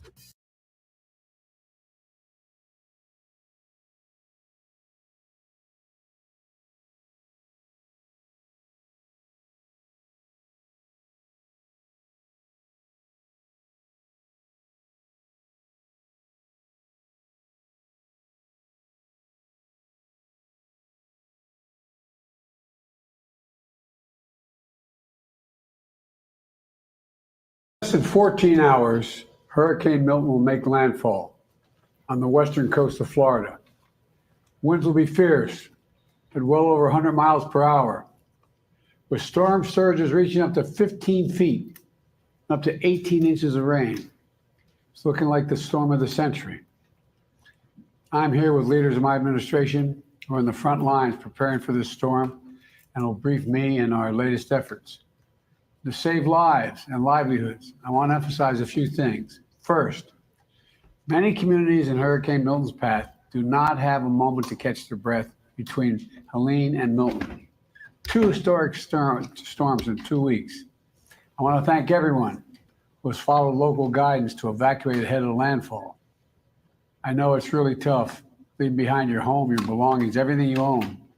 But I urge everyone in Hurricane Milton's path to follow all safety instructions as we head to the next 24 hours. It's literally a matter of life and death. Second, for the last week, my team has done everything possible to prepare for this storm. I immediately approved emergency declarations in Florida and the Seminole Tribe in Florida. I also surged search and rescue teams, water, food, power generators, ambulances to the region. In my direction, Administrator Criswell will be in the State Emergency Operations Center in Florida tonight.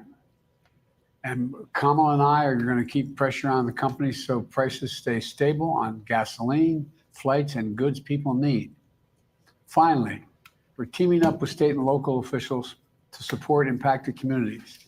I spoke with the Florida Governor DeSantis, with Mayor the Tampa Mayor, the Clearwater Mayor, Rector, and the Pinellas County Chairwoman, Peters. I offer them everything we need, everything we have, everything they need. And I made it clear to them they should reach out if there's anything more they need. I gave them my personal phone number here at the White House to contact me directly if that's necessary. Let me close with this. I want to thank the governors of all the affected areas over the last couple of weeks. Florida, North Carolina, South Carolina, Georgia, Tennessee, Virginia. We've been in constant contact, and they've been very thankful and appreciative of the help the federal government is providing. And I'm appreciative of all they're doing as well. I've told them to contact me with anything else they need. We have made available an unprecedented number of assets to deal with this crisis. We're going to continue to do so until the job is done. But now I want to be clear about something.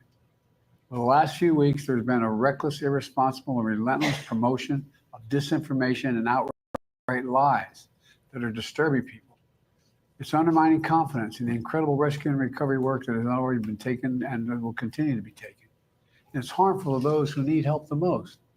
There is simply no place for this to happen. Former President Trump has led the onslaught of lies. Assertions have been made that property is being confiscated. That's simply not true. They're saying people impacted by these storms will receive $750 in cash and no more. That's simply not true. They're saying the money is needed for this crisis is being diverted to migrants. What a ridiculous thing to say. It's not true. Now the claims are getting even more bizarre. Congresswoman Marjorie Taylor Greene, a congresswoman of Georgia, is now saying the federal government is literally controlling the weather. We're controlling the weather. It's beyond ridiculous. It's got to stop. In moments like this, there are no red or blue states. There's one United States of America, where neighbors are helping neighbors. Volunteers and first responders are risking everything, including their own lives, to help their fellow Americans. State, local, and federal officials are standing side by side. Let me repeat, no one should make the American people question whether their governments will be making sure that this is acting when it strikes. They'll be there. We will, all of us.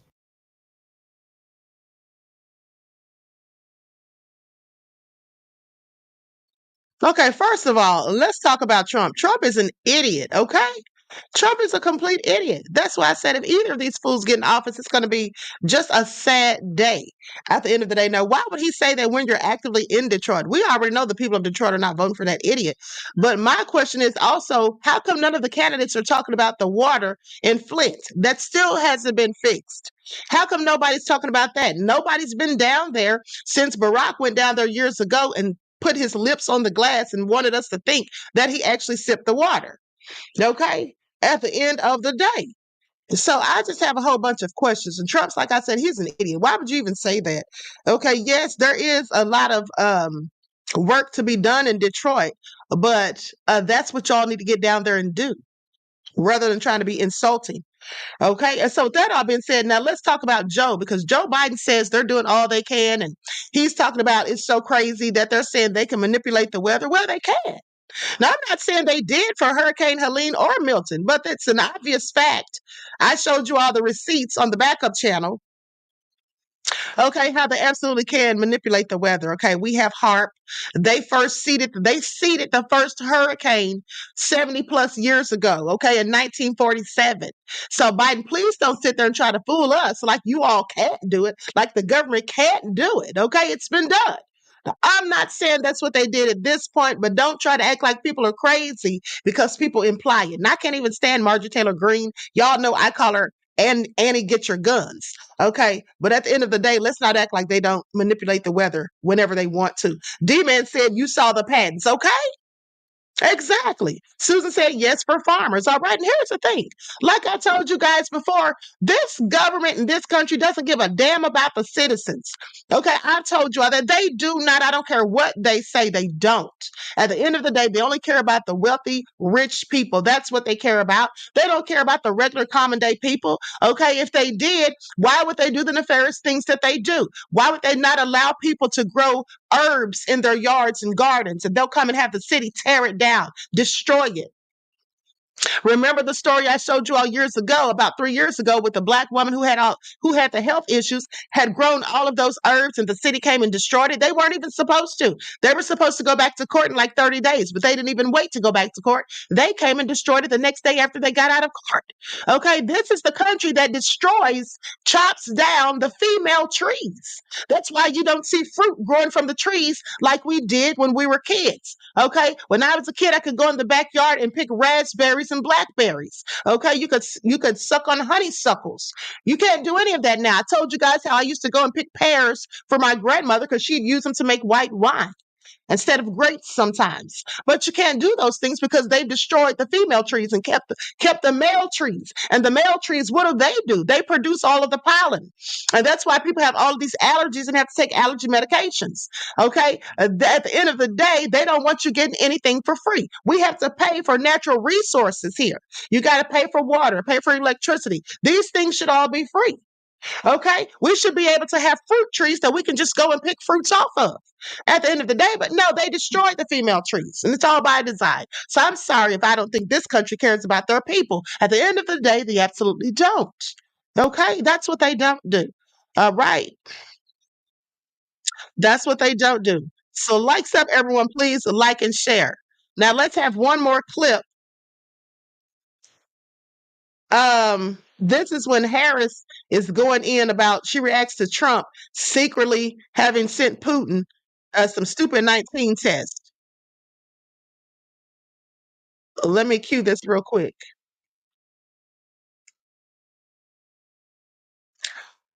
So anyway, this is just all a disaster, like I said. And is the government really doing the most that they can do for these people who've been impacted by the hurricane? I mean, where was the lie? Biden, y'all did give those people $750. And he said, and that wasn't all they gave them. Well, what else did they give them? Because I have questions, because some people didn't even get the $750. Some of these people say they were in fact denied. Okay, say they didn't even get it.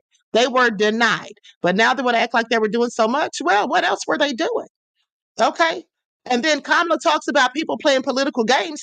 I showed you all the other day the video where she was going in on Governor Ron DeSantis. That's what I call him. But she was going in on him and saying that he was irresponsible and he's playing political games and all of this because he wouldn't answer her calls or whatever. Come to find out, the man didn't even get the call, allegedly. And then Biden just said that he spoke to him. I showed you all the video before where Biden said he spoke to him. The man was cooperative and he gave him his own personal number. So who's playing political games here besides Kabami? Okay, she's not the only one, but what I'm saying is she shouldn't be pointing a finger at anybody else when she's doing the same darn thing. But isn't that what the Democrats always do? How many times have I told you guys? They accuse people of doing the same thing that they're doing right when they're doing it. And that's a quote from Karl Marx, okay? And I know Kabami knows all about Karl Marx because her and her father are Marxist. Okay, so please pay attention.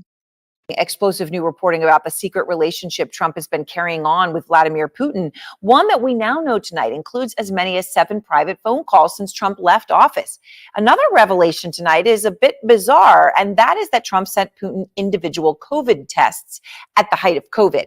Now, according to legendary journalist Bob Woodward's new book, those tests were sent to Putin during the height of the pandemic in 2020, right? When gosh, nobody could get a hold of tests. Now, during a call at the time, Putin tells Trump, quote, "Please don't tell anybody you sent these to me." And Trump replies, and Woodward's the one putting quotes around this, "I don't care, fine." Putin says, no, I don't want you to tell anybody because people will get mad at you, not me. They don't care about me.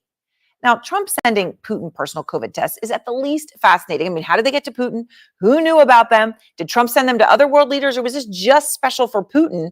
And then did Putin really use COVID tests sent from America, putting his DNA on them? I mean, what was this about? Well, today, Vice President Kamala Harris had this to say about it. In the height of the pandemic, and remember, and your listeners will remember, people were dying by the hundreds. Yeah. Everybody was scrambling to get these kits, the tests, the COVID test kits. Couldn't get them. Couldn't get them. Right. Couldn't get them anywhere. Right.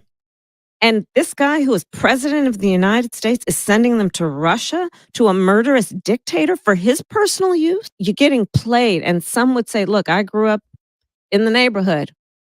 Some would say you're getting punked. Yeah. If you stand in favor of somebody who's an adversary over your friends on principles that we all agree on. Now, the Trump campaign responding to these claims in an angry fashion. Let me just read part of the statement. "None of these made-up stories by Bob Woodward are true and are the work of a truly demented and deranged man who suffers from a debilitating case of Trump derangement syndrome. Woodward is an angry little man and is clearly upset because President Trump is successfully suing him because of the unauthorized publishing of recordings he made previously." It was just a little taste of the statement.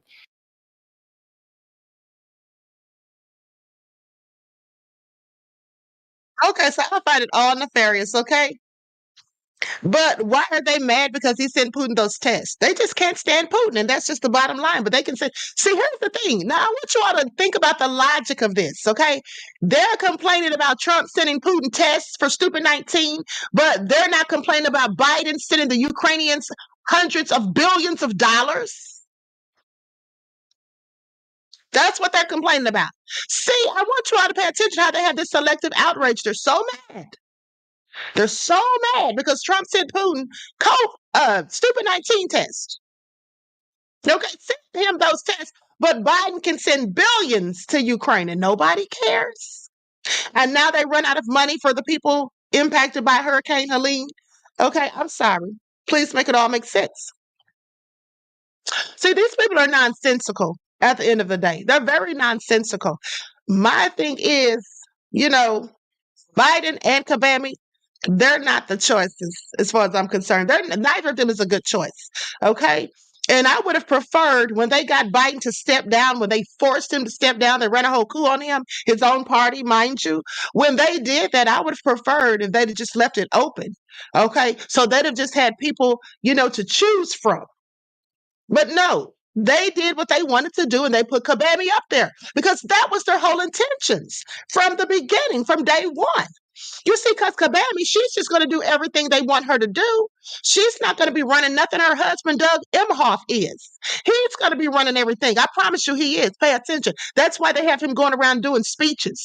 That's why they have him going around doing interviews. I mean, why is he going around doing interviews? When has this ever happened that the spouse of the vice president who's running for president, the spouse is going around doing interviews and talking about what he's going to be doing? It's all hilarious. The reason Howard Stern had Kabami on and he was asking her softball questions, just like the rest of the folk like Steve Harvey and the rest of them, is because Howard Stern, he wants Kabami to get in there because he wears a small hat like her husband. Okay? Please pay attention. Who's going to really be running stuff? It won't be her. She's just going to be a figurehead to do whatever they want her to do. And you should know that because this woman's a whole idiot. I don't care how long she went to college.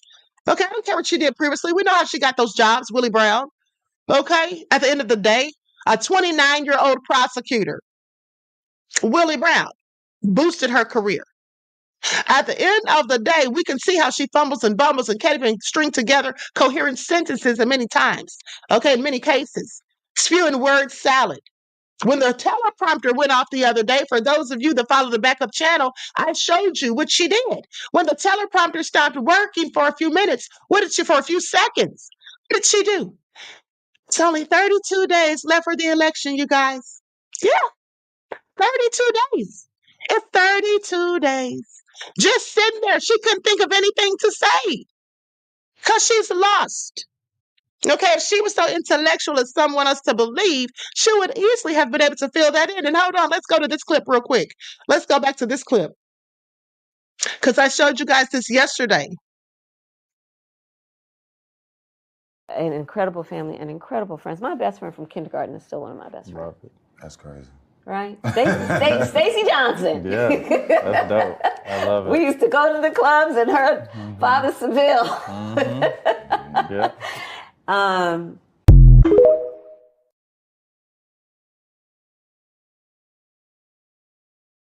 Okay, now I want you all to pay attention. They were fake laughing.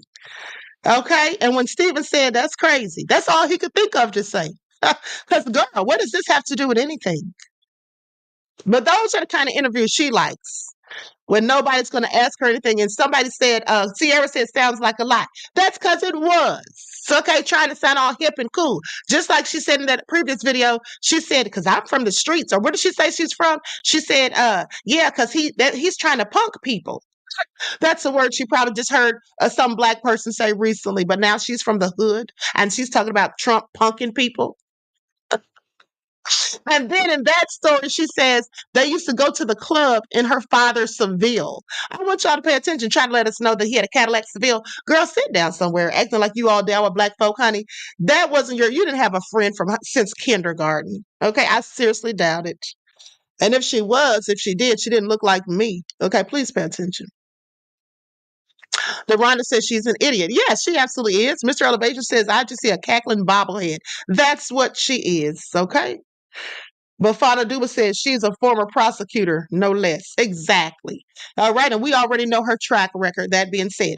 Now, so I'm going to conclude this broadcast. Cyrus says fake. She absolutely is, beloved. Okay, so I'm going to conclude this broadcast. Listen, I just dropped the link to the backup channel for the video we're going to do. We got to talk about this black man that was found hung from a tree and all of that. And so likes up, everyone, please like and share. Subscribe to the channel if you haven't done so already. Be sure to click that notification bell and click the word all so you're notified each time the Queen Goddess goes live. Okay, with that all being said, I hope you all enjoy the rest of this beautiful day. All right, enjoy your strong end, not the weak end, leaving you in a weakened state of mind. Each one teach one. That's how we grow and thrive. Do something productive, constructive, but never destructive. And always remember, beloveds, to keep the Most High first in your lives. And for those of you who follow the spiritual channel, you know I have uploaded videos for you guys this week, but we're going to be live on there this evening at 6:15. And so I want you all to know that today we're going to be having trivia on there, and I'm going to give away a couple of ebooks. So we haven't had the trivia in a while, but we're going to have trivia today. I'm going to give away a couple of ebooks because the new ebooks will be out next week. And with that all being said, I hope you all were watching and paying attention to those streams. Okay. Pauline says, thanks, Queen. Stay safe. Thank you, beloved. All right. So I love you all to life. Okay. And don't forget to keep the Most High first in your lives. Peace.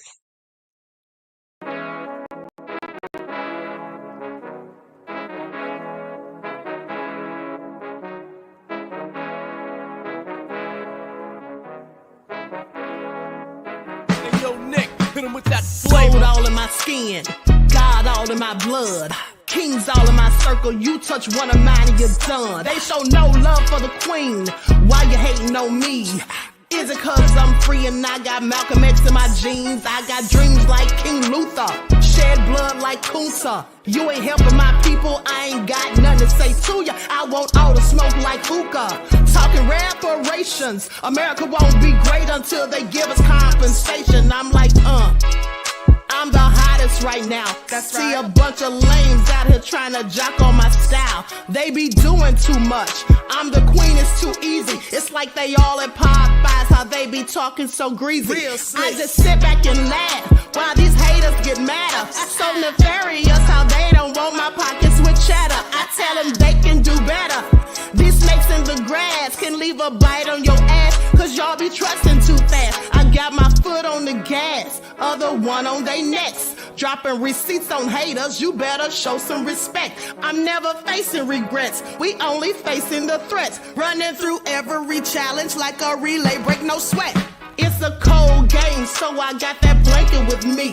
Now that my people awaken, ain't no going to sleep. I do not play by my piece, this time I'm playing for keeps. You talking slick, but when I see you like them ends, we gon' meet. And I got gold all in my skin, God all in my blood, kings all in my circle. You touch one of mine and you done. They show no love for the queen, why they hating on me? Is it cause I'm free and I got Malcolm X in my jeans and I got gold all in my skin, God all in my blood, kings all in my circle. You touch one of mine and you done. They show no love for the queen, why they hating on me? Is it cause I'm free and I got Malcolm X in my jeans and I got